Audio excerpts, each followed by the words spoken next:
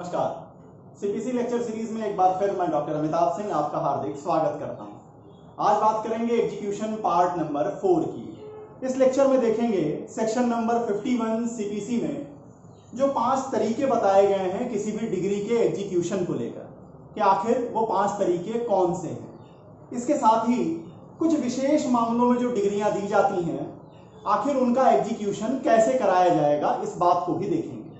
और यहां पर सीपीसी ऑर्डर 21 रूल 18 से 20 में डिस्कस किए गए क्रॉस डिग्रीज किसे कहते हैं और काउंटर क्लेम्स किसे कहते हैं। क्रॉस डिग्रीज किसे कहते हैं और काउंटर क्लेम्स किसे कहते हैं, क्रॉस क्लेम्स किसे कहते हैं, माफ कीजिएगा, क्रॉस डिग्रीज और क्रॉस क्लेम्स किसे कहते हैं, क्या कॉन्सेप्ट है इसका, इसकी भी चर्चा करेंगे। शुरू करते हैं एग्जीक्यूशन का ये लेक्चर नंबर 4 जो कि मोड्स ऑफ डिग्रीज एग्जीक्यूशन की बात करेगा। जब हम सीपीसी के सेक्शन 51 को देखेंगे तो सेक्शन 51 5 तरीके बताता है किसी भी डिग्री के एग्जीक्यूशन के। अब इन 5 तरीकों में से कौन सा तरीका चुना जाएगा, कौन सा तरीका डिग्री होल्डर चुनेगा, यह डिग्री होल्डर को तय करना है। लेकिन इसका मतलब यह नहीं है कि डिग्री होल्डर ही वो फाइनल अथॉरिटी है जो फिक्स कर लेगी कि आखिर किस तरीके से डिग्री का एग्जीक्यूशन कराया जाएगा। डिग्री एग्जीक्यूशन कराने का डिस्क्रिशनरी पावर एग्जीक्यूटिंग कोर्ट का है। एग्जीक्यूटिंग कोर्ट की जिम्मेवारी है कि वो डिग्री को फुल्ली सेटिस्फाई कराएं, लेकिन कोई भी एग्जीक्यूटिंग कोर्ट डिग्री होल्डर के ईगो को सेटिस्फाई करने के लिए बाउंड नहीं है। कहना क्या चाहता हूं, मेरे कहने का मतलब है कि मान लीजिए ए वर्सेस बी के मुकदमे में ए के फेवर में डिग्री दी गई है, ए के फेवर में 1 लाख रुपए की डिग्री मिली है। इस डिग्री का एग्जीक्यूशन बी के प्रॉपर्टी के अटैचमेंट और सेल से कराया जा सकता है और प्रॉपर्टी इतनी मात्रा में है कि वो डिग्री फुल्ली सेटिस्फाइड हो जाएगी। लेकिन डिग्री होल्डर सिर्फ यहां डिग्री का सेटिस्फैक्शन नहीं कराना चाहते। डिग्री होल्डर ए के दिमाग में यह बात है कि बी की रेप्यूटेशन को बिल्कुल समाप्त कर दिया जाए, इसलिए वो ये चाहते हैं कि बी को सिविल इंप्रिजनमेंट में दिया जाए, सिविल इंप्रिजनमेंट उस पर लगाया जाए। अब यहां पर कोर्ट ए के इस मंशा को डिनाई कर सकती है। क्यों? क्योंकि ये विवेकाधिकार, ये जुरिडिक्शन, ये डिस्क्रिशन एग्जीक्यूटिंग कोर्ट का है। और सिविल इंप्रिजनमेंट में कब दिया जाएगा ये कोर्ट तब फाइनल करती है कि अगर प्रॉपर्टी के अटैचमेंट से, प्रॉपर्टी के सेल से अगर डिग्री का एग्जीक्यूशन पॉसिबल नहीं है तभी वो जाएगी सिविल इंप्रिजनमेंट के विषय वस्तु को छूने के लिए। इसका मतलब कि ये 5 रास्तों में से कौन सा रास्ता अख्तियार किया जाएगा ये चुनने का अधिकार डिग्री होल्डर को है, लेकिन वो ही फाइनल अथॉरिटी नहीं है।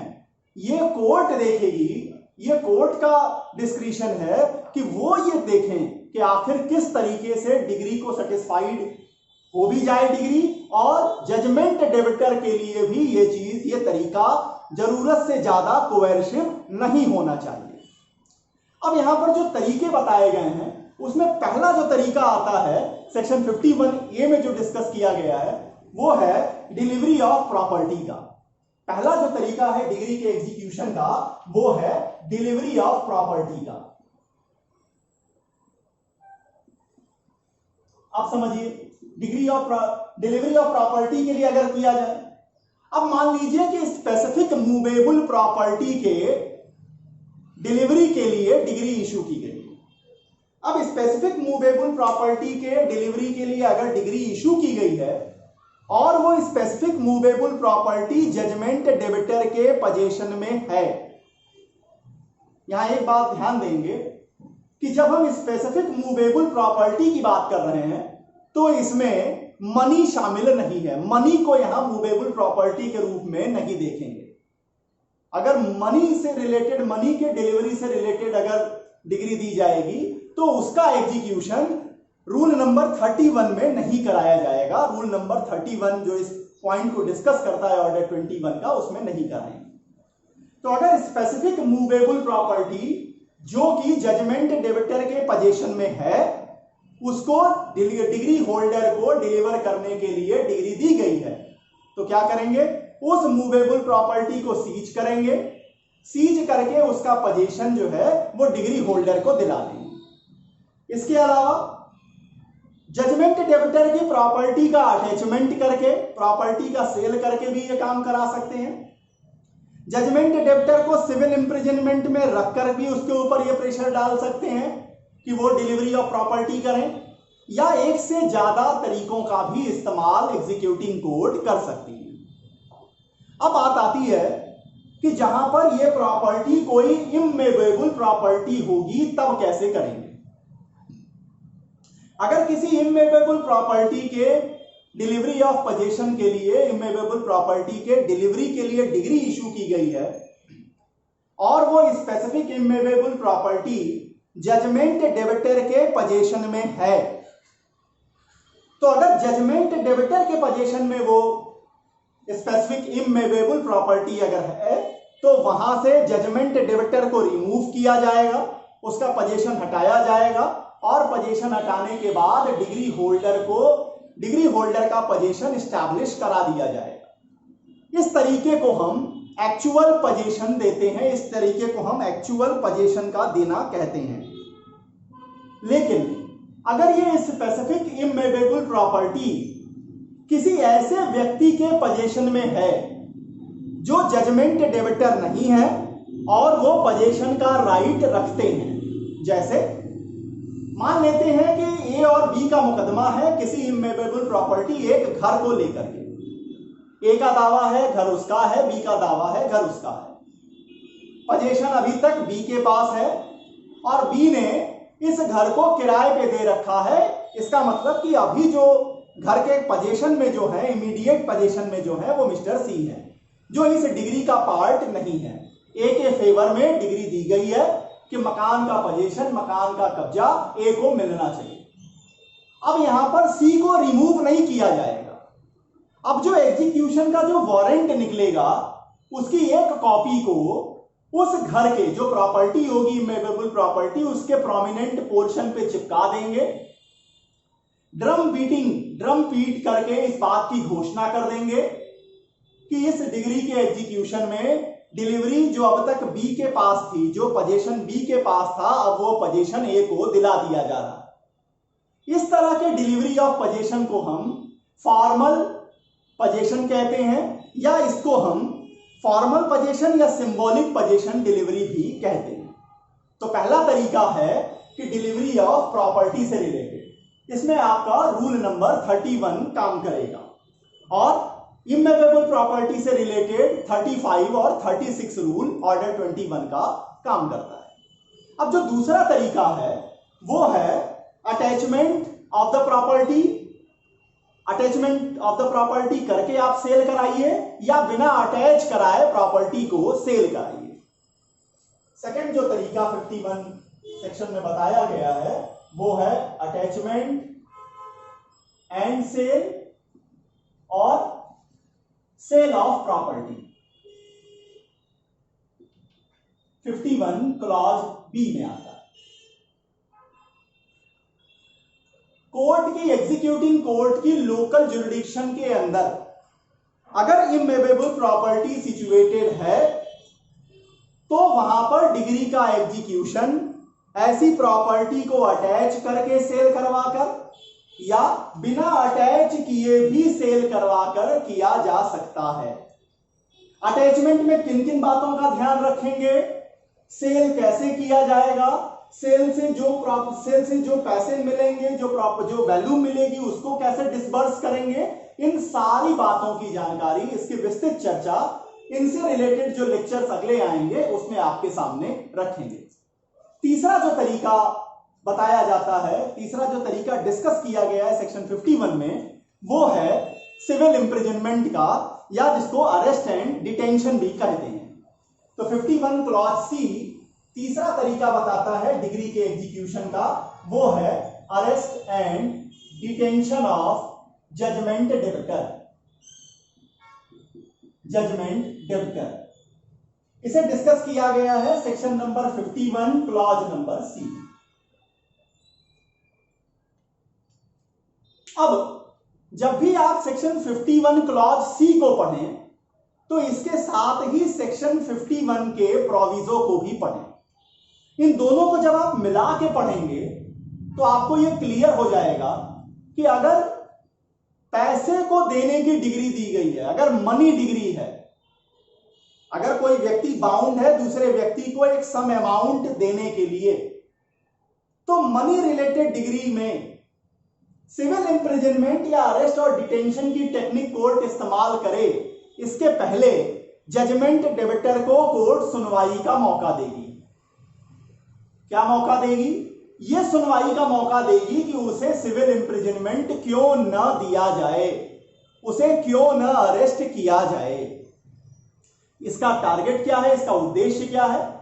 इसका उद्देश्य है उन जजमेंट डेबिटर्स को सेव करना जिनके पास उस मनी डिग्री को सेटिस्फाई करने के मींस अवेलेबल हैं ही नहीं।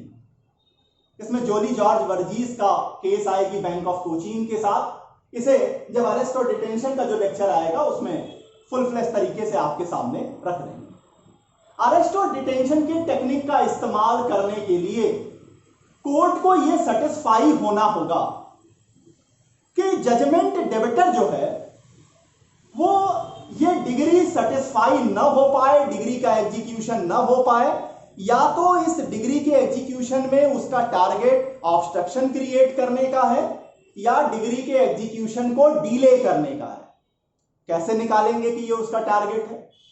अब मान लेते हैं कि जजमेंट डेबिटर खुद को कोर्ट की लोकल ज्यूरिडिक्शन से हटाने की कोशिश कर रहा है, वो कोर्ट की लोकल ज्यूरिडिक्शन को छोड़ने ही वाला है, या मुकदमा फाइल किए जाने के बाद, ओरिजिनल सूट फाइल होने के बाद जजमेंट डेबिटर ने उस प्रॉपर्टी के सब्सटेंशियल पोर्शन को रॉन्गफुल इंटेंशन के साथ या तो डिस्ट्रॉ किया है या सेल कर दिया है या उसको कंसील किया है, या जजमेंट डेबिटर के पास सफिशिएंट मींस है डिग्री को सेटिस्फाई करने का, डिग्री को फुल फ्लेज पूरे करने का, लेकिन वो डिग्री के सेटिस्फैक्शन में निगलेक्ट कर रहे हैं या जानबूझ करके आनाकानी कर रहे हैं। और एक और ग्राउंड कि डिग्री जिस अमाउंट के डिलीवरी के लिए दी गई है उस अमाउंट का हिसाब किताब देने के लिए जजमेंट डेबिटर फिड्यूसरी रिलेशन में बाउंड होते हैं। तो अगर इनमें से कोई ग्राउंड कोर्ट को सेटिस्फाई हो जाती है कि जजमेंट डेबिटर या तो खुद को कोर्ट की लोकल ज्यूरिडिक्शन से हटा रहे हैं या प्रॉपर्टी को मुकदमा फाइल होने के बाद उन्होंने 3-5 कर दिया है, या उनके पास मींस है, साधन है, वो डिग्री को सेटिस्फाई कर सकते हैं लेकिन करना नहीं चाहते हैं, या किसी ऐसे अमाउंट को डिलीवर करने के लिए डिग्री दी गई है जिसका हिसाब देने के लिए वो लीगली फिड्यूशरी बाउंड है, तो कोर्ट अपने उस रीजन को जो उसको सेटिस्फाई करेगी उसको राइट डाउन करेगी, उसको नोट करेगी और तब अरेस्ट और डिटेंशन का ऑर्डर प्रोवाइड करेंगे। अरेस्ट कितने दिन के लिए दिया जाएगा, कब अरेस्ट समाप्त हो जाएगा, कौन कौन से काम डिग्री होल्डर को करने होंगे, इन सारी बातों की चर्चा अरेस्ट और डिटेंशन के अपने अगले लेक्चर में आपके सामने रखूंगा। चौथा जो तरीका बताया गया है सेक्शन 51 में वो है अपॉइंटमेंट ऑफ रिसीवर का। चौथा जो तरीका है वो तरीका बताया गया है अपॉइंटमेंट ऑफ रिसीवर का। 51 क्लॉज नंबर डी। अब देखिए 51 डी क्या कह रहा है कि executing court appointment of receiver के तरीके का इस्तेमाल तभी करेगी जब डिग्री होल्डर कोर्ट को सेटिस्फाई कर दे कि डिग्री के एग्जीक्यूशन के जो दूसरे तरीके हैं, कौन कौन से, डिलीवरी ऑफ प्रॉपर्टी का, अटैचमेंट एंड सेल का या सेल ऑफ द प्रॉपर्टी का, या arrest and detention of judgment debtor का, इन तरीकों का इस्तेमाल करने के बाद भी उसकी डिग्री सेटिस्फाई नहीं हो पाएगी या दूसरे शब्दों में कहें कि ये जो तरीके बताए गए हैं डिलीवरी ऑफ प्रॉपर्टी का, अटैचमेंट ऑफ प्रॉपर्टी का, सेल ऑफ प्रॉपर्टी का या arrest of detention of judgment debtor का, ये तरीके इफेक्टिव नहीं हैं। अगर ये समाधान कोर्ट को हो जाएगा और एग्जीक्यूटिंग कोर्ट ये भी देखेगी कि रिसीवर का अपॉइंटमेंट जजमेंट डेबिटर के भी फायदे में है, डिग्री होल्डर के भी इंटरेस्ट को प्रोटेक्ट करने वाला है, तब वहां पर एग्जीक्यूटिंग कोर्ट रिसीवर अपॉइंट करने के जरिए डिग्री का एग्जीक्यूशन कराएंगी। यह मेथड सामान्य मेथड के रूप में इस्तेमाल नहीं किया जाता है। पांचवा जो तरीका बताया गया है सेक्शन 51 में, वो कहता है any other manner as the nature of the relief granted may require. Any other manner, पांचवा जो तरीका वो फिर कोर्ट को डिस्क्रिप्शन दे देता है। Any other manner as the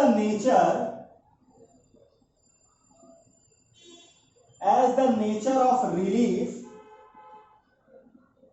granted may require. जो रिलीफ ग्रांट की गई है उसका नेचर ये डिमांड करता है कि इनके अलावा कोई और तरीका इस्तेमाल किया जाना चाहिए, तो कोर्ट उस तरीके का भी इस्तेमाल कर सकती है। अब यहां पर इस मोड ऑफ एग्जीक्यूशंस में एक बात जो समझने वाली है कि डिग्री जिसके फेवर में दी गई है, डिग्री होल्डर जो व्यक्ति है, उसको डिग्री के सेटिस्फैक्शन कराने का राइट है। जजमेंट डेबिटर के पास रास्ते हैं कि वो किस तरीके से उसके जो मतलब जो डिग्री उसके खिलाफ हुई है वो कैसे सेटिस्फाई करेगा। यहां एक तरीका बताया जाता है जो सबसे आसान तरीका कहा जाता है कि मान लीजिए ए और बी के मुकदमे में बी को ये डिग्री दी गई कि वो ए को 50,000 रुपए का पेमेंट कर दे। तो सबसे आसान तरीका क्या है? सबसे आसान तरीका है कि बी ए को 50,000 रुपए डिलीवर कर दे। अब ये जो डिलीवरी होगी, पेमेंट ऑफ मनी होगा, क्या इसका कोई विशेष तरीका सीपीसी में डिस्कस किया गया है? तो पेमेंट ऑफ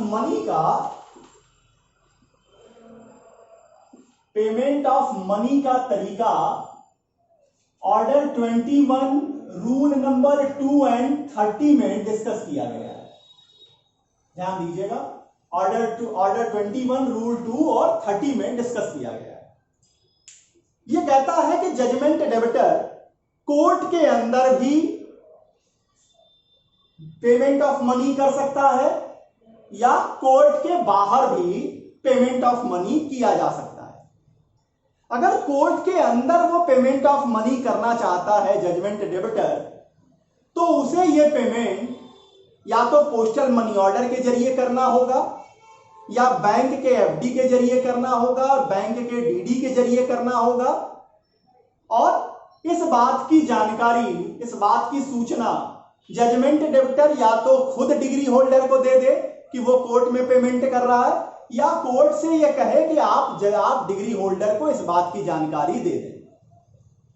अगर कोर्ट के बाहर पेमेंट करना चाहता है जजमेंट डेबिटर, तब वहां पर किसी ऐसे तरीके का इस्तेमाल करना चाहिए जिसका डॉक्यूमेंट्री एविडेंस जजमेंट डेबिटर दे सके कि उसने पेमेंट किया है। अगर कैश देंगे तो कैश को आप डॉक्यूमेंट्री एविडेंस नहीं दे पाएंगे, तो बेहतर है कि आप डीडी बनवा के दे दीजिए, मनी ऑर्डर करके दे दीजिए। आजकल जो नई टेक्निक्स हैं, अगर फोन पे के जरिए भी आप पेमेंट कर रहे हैं, बाकी एप्स के जरिए भी अगर आप पेमेंट कर रहे हैं जिसका आप डॉक्यूमेंट्री एविडेंस दे सकें, ऑनलाइन ट्रांजैक्शन भी करके ये डिलीवरी और ये पेमेंट ऑफ मनी किया जा सकता है। हाँ, यहां पर कुछ चीजों का ध्यान देना जरूरी है कि जब आप कोर्ट के बाहर पेमेंट ऑफ मनी करें तो ऐसे पेमेंट ऑफ मनी में कुछ बातें जरूर स्पष्ट होनी चाहिए। कौन कौन सी? सबसे पहला, ओरिजिनल मुकदमे का नंबर क्या है। Number second, name of parties क्या है। और अगर कई प्लांटिफ हैं, कई डिफेंडेंट हैं, तो एटलीस्ट 2 प्लांटिफ का नाम और 2 डिफेंडेंट का नाम हो। नंबर 3, आप ये बात स्पष्ट करें कि आप जो पेमेंट ऑफ मनी कर रहे हैं ये प्रिंसिपल अमाउंट के एवज में है, इंटरेस्ट के एवज में है या कॉस्ट के एवज में है। नंबर 4, एग्जीक्यूशन जो पिटीशन है, एग्जीक्यूशन की जो केस फाइल की गई है, इसका नंबर क्या है। और नंबर 5, जो पैसा जो डिलीवर कर रहा है उस व्यक्ति का नाम क्या है, उसका एड्रेस क्या है। ये 5 चीजें आपको स्पष्ट करनी होंगी। कौन कौन सी? सबसे पहले जो ओरिजिनल केस है उसका नंबर क्लियर करना होगा। नंबर 2, नेम ऑफ पार्टीज को आपको स्पष्ट करना होगा। आप जो पैसा दे रहे हैं वो किस एवज में दे रहे हैं, प्रिंसिपल अमाउंट दे रहे हैं, इंटरेस्ट दे रहे हैं, कॉस्ट के एवज में दे रहे हैं, ये क्लियर कीजिए। नंबर 4 जो आप क्लियर करेंगे वो ये क्लियर करेंगे कि आखिर एग्जीक्यूशन पिटीशन का क्या नंबर है। और 5वां, जो व्यक्ति पेमेंट कर रहा है उसका नाम क्या है, उसका एड्रेस क्या है। इन चीजों को स्पष्ट करते हुए ही आप कोर्ट के बाहर पेमेंट ऑफ मनी करेंगे। जब कोर्ट के बाहर आप पेमेंट ऑफ मनी कर देते हैं तब वहां पर डिग्री होल्डर को यह चाहिए कि डिग्री होल्डर एक सर्टिफिकेट इशू करें कि उन्हें पेमेंट रिसीव हो चुकी है। अगर डिग्री होल्डर ऐसा नहीं करते तो जजमेंट डेबिटर कोर्ट को एप्लीकेशन दे सकता है और कोर्ट फिर डिग्री होल्डर से यह सर्टिफिकेट दिलवाएगी कि हां उन्हें पेमेंट रिसीव हो चुका है। एक बात और ध्यान दीजिएगा, चाहे पेमेंट ऑफ मनी कोर्ट के अंदर की गई हो या पेमेंट ऑफ मनी कोर्ट के बाहर की गई हो, जिस दिन जजमेंट डेबिटर पेमेंट कर देता है उस दिन से इंटरेस्ट का मूव होना सीज कर जाएगा। उस दिन से इंटरेस्ट जजमेंट डेबिटर के ऊपर नहीं लगेगा। ये बातें रही रूल 2 और 30 में डिस्कस किए गए पेमेंट ऑफ मनी को। अब आते हैं कुछ विशेष तरीके के डिग्रियां दी जाती हैं। अब उन विशेष तरीकों की डिग्रियों का एग्जीक्यूशन कैसे कराया जाएगा। जैसे अगर मान लीजिए किसी कॉन्ट्रैक्ट के स्पेसिफिक परफॉर्मेंस के लिए डिग्री दी गई है, डिग्री दी गई है किसी व्यक्ति के फेवर में कि स्पेसिफिक परफॉर्मेंस ऑफ कॉन्ट्रैक्ट कराया जाए, तो इस डिग्री का एग्जीक्यूशन कैसे कराएंगे। जो व्यक्ति यह स्पेसिफिक परफॉर्मेंस करने में आनाकानी कर रहा है उसकी प्रॉपर्टी के अटैचमेंट के जरिए कराएंगे या उस व्यक्ति को सिविल डिटेंशन में डालकर कराएंगे या दोनों ही तरीकों का इस्तेमाल कर सकते हैं।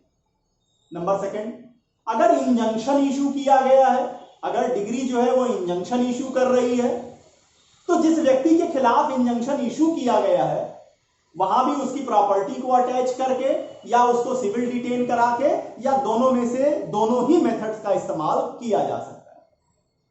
ध्यान दीजिएगा, एक विशेष तरीके की डिग्री की बात आपसे रख रहा हूं। अगर रिस्टिट्यूशन ऑफ कॉन्जुगल राइट्स की डिग्री दी गई है, अगर रिस्टिट्यूशन ऑफ कॉन्जुगल राइट की डिग्री दी गई है तो हमेशा इस बात को याद रखिएगा कि रिस्टिट्यूशन ऑफ कॉन्जुगल राइट की डिग्री का एग्जीक्यूशन सिर्फ और सिर्फ जिस व्यक्ति के खिलाफ ये दी गई है, जो जजमेंट डेबिटर है, उसकी प्रॉपर्टी को अटैच करके ही कराया जा सकेगा। रिस्टिट्यूशन ऑफ कॉन्जुगल राइट की डिग्री का एग्जीक्यूशन जजमेंट डेबिटर को सिविल डिटेन करके नहीं कराया जाएगा। आगे बढ़ते हैं। अगर जो डिग्री दी गई है वो किसी डॉक्यूमेंट के एग्जीक्यूशन के लिए दी गई है या किसी निगोशिएबल इंस्ट्रूमेंट को एग्जीक्यूट करने की डिग्री दी गई है, अब वहां पर कोर्ट, एग्जीक्यूटिंग कोर्ट जो होगी वो जजमेंट डेबिटर से वो डॉक्यूमेंट या निगोशिएबल इंस्ट्रूमेंट एग्जीक्यूट कराएगी। और अगर कोर्ट को यह लगता है कि जजमेंट डेबिटर इस मामले में आनाकानी कर रहा है तो कोर्ट खुद ही वो डॉक्यूमेंट या निगोशिएबल इंस्ट्रूमेंट प्रिपेयर करा देगी। अगर मीन प्रॉफिट की डिग्री है, अगर रेंट जो एक्रू हुआ है उसको लेकर के डिग्री है, तो ऐसी डिग्री का भी एग्जीक्यूशन जजमेंट डेबिटर के प्रॉपर्टी को अटैच करके या उसको सिविल इंप्रिजनमेंट में रखकर या दोनों मेथड से कराया जा सकता है। अब आते हैं कि डिग्री अगर स्पेसिफिक परफॉर्मेंस ऑफ कॉन्ट्रैक्ट की है या इंजंक्शन की है, और ये स्पेसिफिक परफॉर्मेंस की डिग्री या इंजंक्शन की डिग्री किसी कॉरपोरेशन के खिलाफ दी गई, तब वहां पर कॉरपोरेशन की प्रॉपर्टी को अटैच करके या उस कॉरपोरेशन में जो डायरेक्टर हैं, ऑफिसर्स हैं, उनको कोर्ट की परमिशन से सिविल डिटेन करके भी डिग्री का एग्जीक्यूशन कराया जा सकेगा। नेक्स्ट, अगर डिग्री किसी फर्म के खिलाफ दी गई है, फर्म के किसी पार्टनर के खिलाफ दी गई है, तो ऐसी डिग्री का एग्जीक्यूशन उस फर्म की प्रॉपर्टी को अटैच करके या जिन पार्टनर्स को नोटिस दी गई थी, जिनको मौका सुनवाई का दिया गया है, वो आए ना आए वो अपनी जगह, उन पार्टनर्स को सिविल डिटेन करके भी डिग्री का एग्जीक्यूशन कराया जा सकेगा। लेकिन ध्यान दीजिएगा, जिन पार्टनर्स को एग्जीक्यूशन के दौरान नोटिस नहीं दी गई है, उनके खिलाफ आप डिग्री का एग्जीक्यूशन नहीं करा पाएंगे। अब आते हैं एक इंपॉर्टेंट प्रश्न जो हमेशा ही मोड ऑफ एग्जीक्यूशन में पूछा जाता है, वो उठता है कि आखिर क्रॉस डिग्री किसे कहते हैं और क्रॉस क्लेम किसे कहते हैं, और इन दोनों में डिफरेंस क्या होता है। क्रॉस डिग्री और क्रॉस क्लेम की चर्चा ऑर्डर 21 रूल 18 से 20 में की गई है। Cross degrees and cross claim.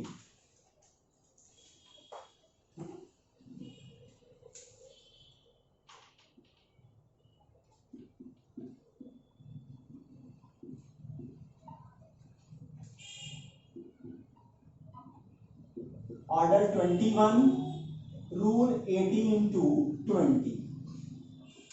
सबसे पहले 1937 में एक केस आती है, केस का नाम है हजारीराम वर्सेस बंसीधर। इस केस को आपको याद रखना पड़ेगा, हजारीराम वर्सेस बंसीधर। प्रीवी काउंसिल का जजमेंट है 1937 का। इस केस में इस क्रॉस डिग्री और क्रॉस क्लेम को डिस्कस किया गया है, उसकी पूरी एनालिसिस रखी गई। क्या कहता है इसको पहले समझ लेते हैं तो आपको ये बताना इजी होगा। अब क्रॉस डिग्रीज को पहले समझिए। ए और बी के बीच में दो मुकदमे हैं, ध्यान दीजिएगा, ए और बी के बीच में दो मुकदमे हैं। ये केस नंबर 1 है, ये केस नंबर 2। इन दोनों ही मुकदमों में पार्टीज का स्टेटस सेम है। पहले मुकदमे में इनमें से पहला भी क्यों कहें, इनमें से किसी एक मुकदमे में जो डिग्री दी गई है, मान लीजिए कोई अमाउंट डिलीवर करने की डिग्री दी गई है, यहां पर ए जो है वो डिग्री होल्डर है, ए जो है वो डिग्री होल्डर है, जबकि दूसरे मुकदमे में बी डिग्री होल्डर है। अब अगर पहले मुकदमे में आप ए को डिग्री होल्डर कह रहे हैं तो इसका मतलब बी जजमेंट डेबिटर हो गया। दूसरे मुकदमे में आप बी को डिग्री होल्डर कह रहे हैं तो इसका मतलब ए जो है वो जजमेंट डेबिटर हो गया। ये दोनों डिग्रियां जो हैं वो पेमेंट ऑफ मनी के लिए दी गई हैं। इन दोनों डिग्रियों का एग्जीक्यूशन कराने में एक ही कोर्ट, जो कोर्ट है वो कंपिटेंट है। ध्यान दीजिएगा, दो अलग अलग मुकदमों में दो डिग्रियां इश्यू की गई हैं, दोनों मुकदमों में पार्टीज के कैरेक्टर सेम है, जो सम ऑफ मनी की डिग्री दी गई है। एक मामले में मान लेते हैं कि ए डिग्री होल्डर है, जबकि दूसरे मामले में बी डिग्री होल्डर है। अब समझिए, मान लीजिए पहले मुकदमे में ए के फेवर में जो डिग्री दी गई है वो 1 लाख रुपए की है, दूसरे मुकदमे में जो बी के फेवर में डिग्री दी गई है वो भी 1 लाख रुपए की है, वो भी 1 लाख रुपए की।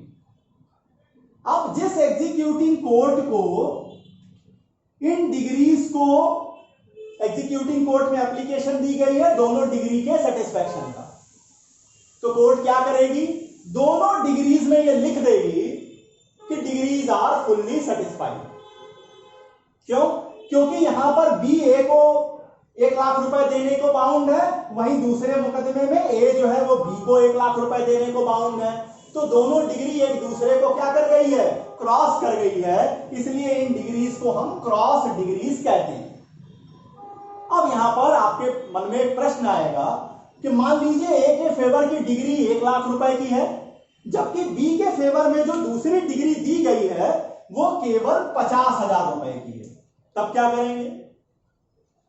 बी के फेवर में जो डिग्री दी गई है वो केवल 50,000 रुपए की है। तब क्या करेंगे? अब यहां देखिए, अब यहां पर 50,000 रुपए वाली जो डिग्री है इस पर कोर्ट फुल्ली सेटिस्फाइड लिख देगी, और ए की डिग्री जो ए के फेवर में है 1 लाख रुपए की, इसमें से ये 50,000 रुपए माइनस कर दिए जाएंगे। बचे हुए 50,000 रुपए के लिए किसके खिलाफ एग्जीक्यूशन कराया जाएगा? बी के खिलाफ एग्जीक्यूशन कराया जाएगा। तो क्रॉस डिग्रीज होने का मतलब, अगर दोनों डिग्रीज की लिमिट्स, अगर दोनों डिग्री में जो पेमेंट करने की बात की गई है वो इक्वल है, तो दोनों डिग्रीज एक दूसरे को क्रॉस कर देंगी, सम क्लियर हो जाएगा।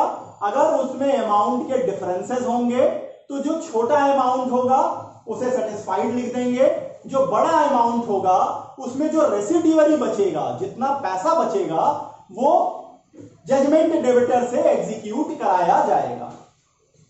अगर दो मामलों में ऐसी डिग्रियां आएंगी तो हम उन्हें क्रॉस डिग्री कहेंगे। लेकिन अगर एक ही मामले में, एक ही डिग्री में एक सम ऑफ अमाउंट ए के फेवर में कोर्ट ने दे दिया है, दूसरा सम ऑफ अमाउंट बी के फेवर में दे दिया है, इसे समझिए क्या कहना चाहता हूं। ये दूसरा मुकदमा हटा दीजिए, ए और बी का एक ही मुकदमा है। इस मुकदमे में डिग्री दी गई है। यह डिग्री कहती है कि बी इज बाउंड टू पे 50,000 टू मिस्टर ए। वहीं दूसरी ओर एक और सम ऑफ अमाउंट के लिए यही डिग्री कहती है ए इज बाउंड टू पे 50,000 टू मिस्टर बी।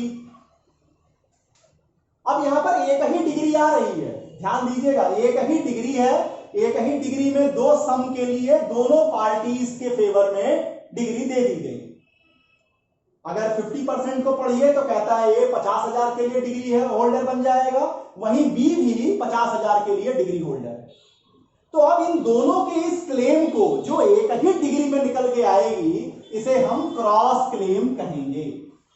दो अलग अलग डिग्रियों में निकल के आएंगे, इन्हें क्रॉस डिग्रीज कहेंगे। एक ही डिग्री से निकल के आएंगे, इन्हें क्रॉस क्लेम्स कहेंगे। कैसे इसको समअप करेंगे? दोनों अमाउंट बराबर होंगे तो कोई पार्टी किसी पार्टी को कुछ नहीं देगा, मामला क्लियर हो जाएगा। अगर अमाउंट में डिफरेंस होगा, ए के फेवर में 50,000 है, बी के फेवर में 45,000 रुपए ही है, तो बी 5,000 रुपए देने के लिए ए को बाउंड होगा। इतनी बातें रही क्रॉस डिग्रीज और क्रॉस क्लेम्स को लेकर।